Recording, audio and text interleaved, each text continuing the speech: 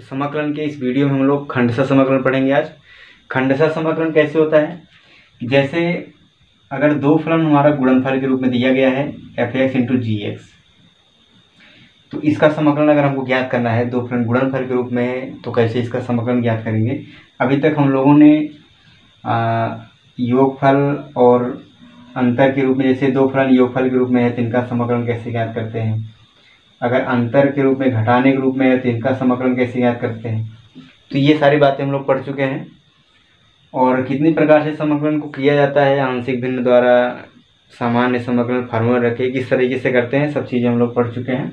तो उसी का प्रयोग करके हम खंडशः समाकलन पढ़ेंगे, जिसमें दो फलनों का या दो से अधिक फलनों का गुणनफल के रूप में दिया जाएगा फलन, उसका समाकलन करना रहेगा।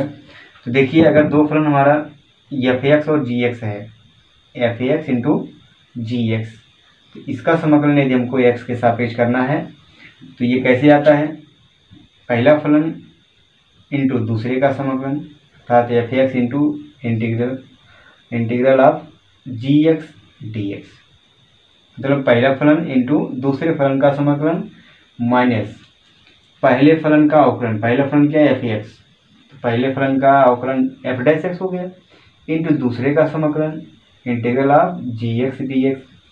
फिर पूरा जो फलन आपका प्राप्त होगा उसका समाकलन x के सापेक्ष कर देंगे, तो हमारा f(x) × g(x) का समाकलन प्राप्त हो जाएगा। इसी को बोला जाता है खंडशः समाकलन, अर्थात फलनों को अलग अलग खंड के रूप में विभाजित करके तब उसका समाकलन ज्ञात करते हैं। तो दो फलन गुणनफल के रूप में f(x) और g(x), तो दोनों का समाकलन कैसे करेंगे, पहला फलन इंटू दूसरे का समाकलन माइनस पहले फलन का अवकलन इंटू दूसरे का समाकलन, फिर पूरा जो फलन प्राप्त होगा उसका समाकलन कर देंगे, तो f(x) × g(x) का समाकलन प्राप्त होगा। इसमें देखिए हम एग्जाम्पल लेके करें, एक एग्जाम्पल लेते हैं, integral of x × cos x। अभी तक जो हम लोगों ने समाकलन पढ़ा है उसमें इस तरह से फलन नहीं मिला था तो कैसे cos x को आप t मान लिए, फिर x भी उसी में आपका dx dt हो गया। इस तरह से फलन मिले थे, लेकिन उसमें कुछ फलन को आपने t माना, फिर इसका अवकलन किया तो भी dx के साथ dt हो गया। लेकिन ऐसे फलन में आप क्या करेंगे जहाँ पे कुछ नहीं बनेगा, तो पहला फलन इंटू दूसरा फलन, दो फलन मान लेंगे f(x) × g(x) के रूप में। फिर आप समाकलन का फार्मूला रखेंगे, क्या है फार्मूला, पहला फलन अर्थात x इंटू दूसरे का समाकलन integral of cos x dx minus पहले का अवकलन अर्थात d dx of x into दूसरे का समाकलन integral of cos x × dx। फिर जो पूरा आपका ये प्राप्त हो रहा है उसका x के सापेक्ष आप अवकलन कर दीजिए, तो क्या आ जाएगा, x cos x का समाकलन आएगा sin x minus integral of x का अवकलन एक आएगा cos x का समाकलन sin x × dx, बचा केवल sin x, तो sin x का समाकलन कर लिया जाए। sin x का समाकलन आता है माइनस cos x, ये हो गया minus cos x plus c। तुम्हारा आंसर क्या आएगा, x sin x plus cos x plus c। तो ये आ जाएगा x × cos x का समाकलन। इसमें देखिए एक प्रश्न बनता है कि फलन जब मिलेगा हमको गुणनफल के रूप में, उसमें हम कैसे पहचानेंगे कि इसको पहला फलन माने दूसरा फलन माने। हाँ, तो ये बात हम स्पष्ट कर लें कि कैसे हम उसको पहला और दूसरा फलन निर्धारित करेंगे।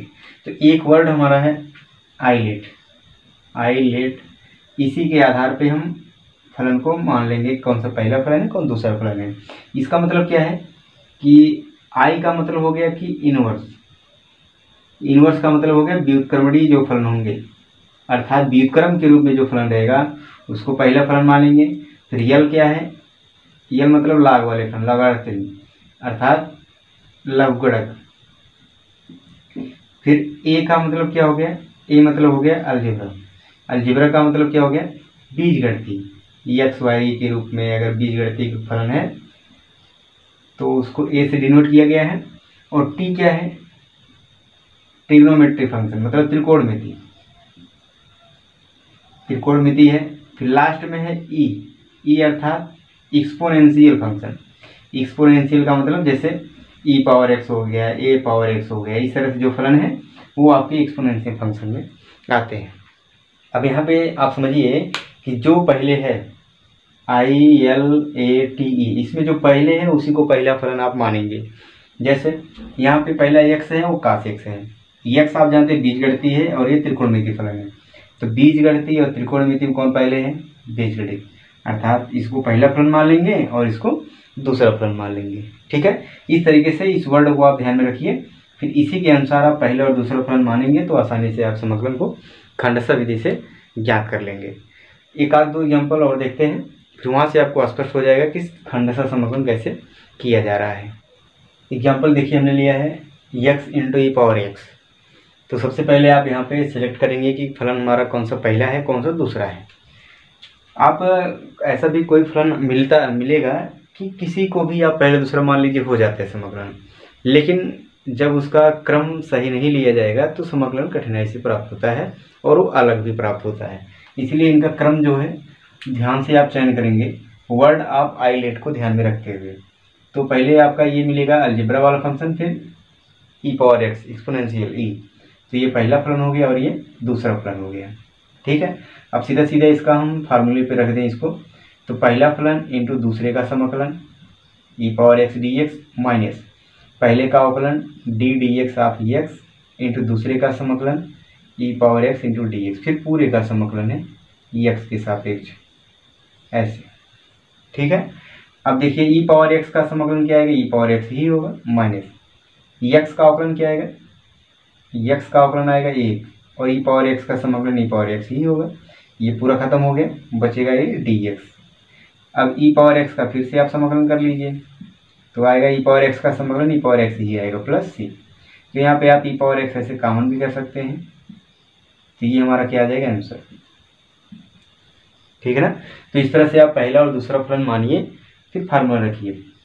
इसमें देखिए, इसमें भी आपका ये ई है, तो ई वाले फंक्शन को आप हमेशा लास्ट में ही रखेंगे, जबकि ई हमेशा लास्ट में ही रहता है।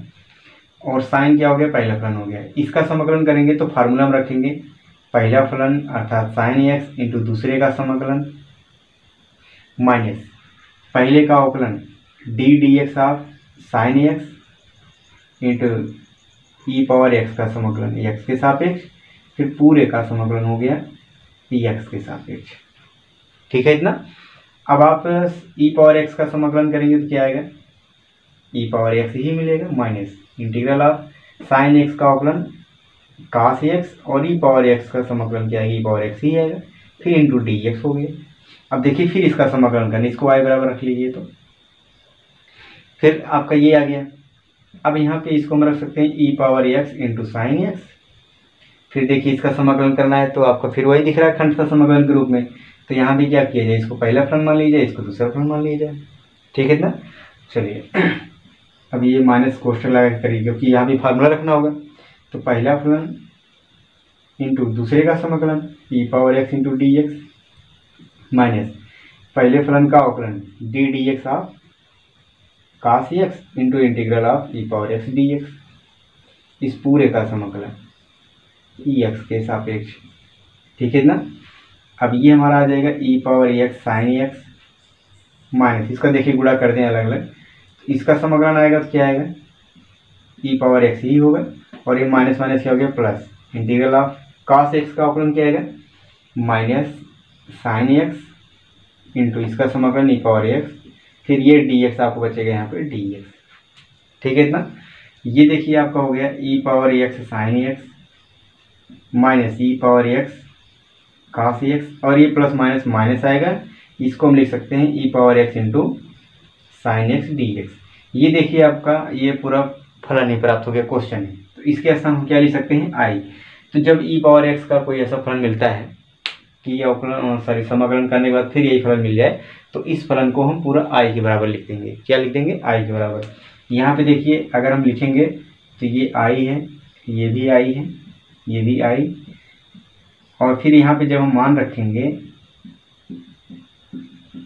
तो ये हमारा आएगा I equal to e power x, यहाँ पे कॉमन किया जा सकता है, तो sine x minus cos x, और इसके स्थान क्या रख देंगे? आई। तो ये आई इधर आएगा, जुड़ जाएगा, तो क्या होगा? I plus I equal to e power x sine x minus cos x. इसको हम लिख सकते हैं 2i बराबर e power x into sine x minus cos x.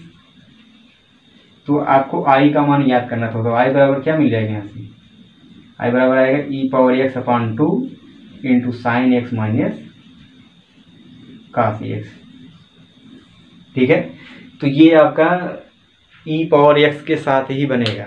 जब ई पावर एक्स साइन एक्स रहता है, e power x cos x रहता है, तो उसके साथ आपको आई जो है फिर से प्रश्न में प्राप्त हो जाता है, तो उसको आप पक्षांतर करके आई का मान ज्ञात कर लेते हैं। अगर आप इसको नहीं पक्षांतर करना चाहेंगे तो इसका समाकलन आप करते रहेंगे, ऐसे प्राप्त होता रहेगा, कभी भी इसका हल नहीं प्राप्त होगा। तो आप क्या करेंगे, इसको आई के बराबर रख के पक्षांतर कर देंगे तो आई का मान आ जाएगा। अगले एग्जाम्पल देखिए, log x का समाकलन ज्ञात करना है। तो ऐसे फलन अभी तक आपको नहीं मिले होंगे, केवल log x का समाकलन। तो आपको पता था कि log x का केवल अवकलन प्राप्त होता है, 1/x होता है, तो इसका समाकलन भी ज्ञात होगा। तो खंडशः समाकलन के द्वारा आप किसी भी फलन का समाकलन ज्ञात कर सकते हैं। तो जैसे log x का समाकलन ज्ञात करना है, तो यहाँ पे अकेले फलन है, तो आप क्या करेंगे, इसको 1 इंटू कर लीजिए, 1 इंटू log x ऐसे लिखा जा सकता है। अब यहाँ पे आप क्या करेंगे, आइलेट का प्रयोग करके पहले दूसरा फलन मानेंगे। तो ये आप हमेशा क्या रखेंगे, जो संख्या मिल रहा है इसको आप दूसरा फलन हमेशा रखेंगे, क्योंकि आइलेट में संख्या की बात नहीं की गई है। लघुगणक इसको बीजगणित में भी आप रख सकते हैं, तो लघुगणक को पहले रखना है और संख्या को आप बाद में रखिए, बीजगणित में इसको रखा जा सकता है। तो यहाँ पे फार्मूले का प्रयोग करेंगे, तो पहला फलन इंटू दूसरे का समाकलन माइनस पहले का अवकलन इंटू दूसरे का समाकलन, फिर पूरे का समाकलन, इंटीग्रल ऑफ ये आपका पूरा फंक्शन हो जाएगा।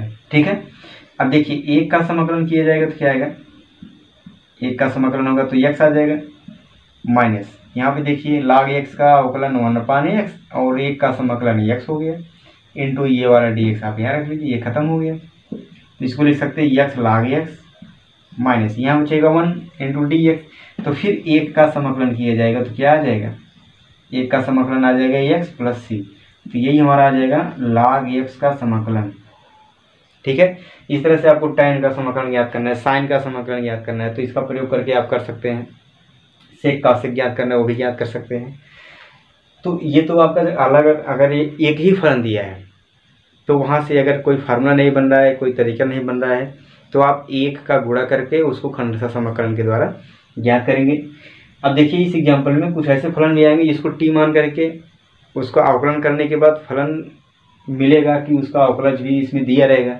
जैसे अभी हम प्रतिस्थापन से समाकलन पढ़े थे, तो उस प्रकार से फलन इसमें मिलेगा, लेकिन उसके बाद भी अगर गुणनफल के रूप में आ गया तो उसको कैसे सॉल्व करेंगे। जैसे यहाँ पे देखिए, अगर हम मान लें साइन इनवर्स एक्स को टी, यहाँ पे दिख रहा है इसका अवकलन यहाँ पे है, तो आप मानेंगे ही। तो मान लिया जाए sine inverse x equal to t, फिर यहाँ से हमको इसका अवकलन करने पर क्या मिलेगा, साइन इनवर्स एक्स का अवकलन 1/√1 माइनस एक्स स्क्वायर, और ये dt बाई डी एक्स इसको लिख सकते हैं dx equal to dt। Clear.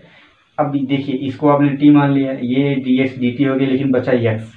हाँ, तो x को यहाँ से आप क्या लिख सकते हैं, यहाँ से आप x बराबर लिख सकते हैं, क्या, x बराबर साइन t लिख सकते हैं। तो ये i बराबर, अभी आप पूरा फंक्शन उतारिए, x साइन इनवर्स x अपॉन√1 minus x square into d x. यहाँ पे जब हम मान रखेंगे तो x के स्थान पर रख दिया जाएगा sine t into sine inverse t के स्थान पर रख दिया जाएगा t, और 1/√1 minus x square into d x equal to क्या आ जाएगा, यहाँ पे dt। इसको ऐसे लिखिए, साइन t x के स्थान पे और इसके स्थान पे t into 1/√1 minus x square D x बराबर dt। तो इसको हम पहला दूसरा फलन मानिए, ये आपका त्रिकोणमितीय फलन है या अलजेब्रा का फलन है, तो पहले ये रहेगा। आइलेट में आप देखिए, आइलेट अलजेब्रा पहले, त्रिकोणमितीय बाद में, तो ये पहला फलन हो गया, दूसरा फलन हो गया।